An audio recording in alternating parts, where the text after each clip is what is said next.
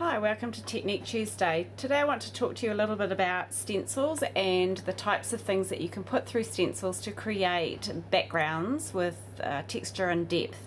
I've touched a little bit on it in a Wendy's World video where I used Perfect Pearl and a gloss or matte medium and a spatula and did a little edge that you'll see on this frame here. So I'll just bring it up a little closer so that you can see it.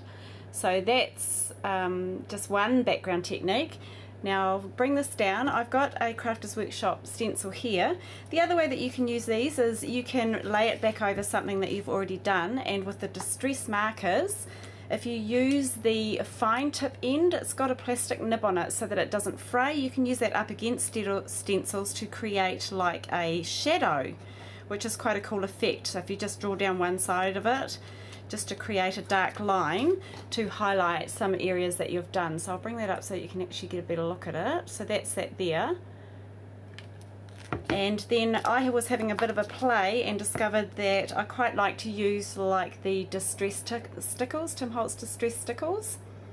So I'll just show you that. They've got quite a broad nib on them, but if you just squeeze it, allow some to drop through into the stencil, and then just pat it with your finger, you can create quite a nice subtle kind of glittery background. And this has also got a little bit of texture to it as well, so not quite as much probably as the medium that I've used on the other side of the frame. So that's with distress stickles. You could also use something like your ice stickles, which are these ones here. They've got bigger, chunkier bits of glitter in them. So I'll just lift this off and hold this up so that you can actually see the distress stickles. So it's very, whoops, go the right way for the camera. There we go, like quite a subtle, sort of almost like bits of paint are missing. It's just quite a neat effect just for a subtle highlight in the background.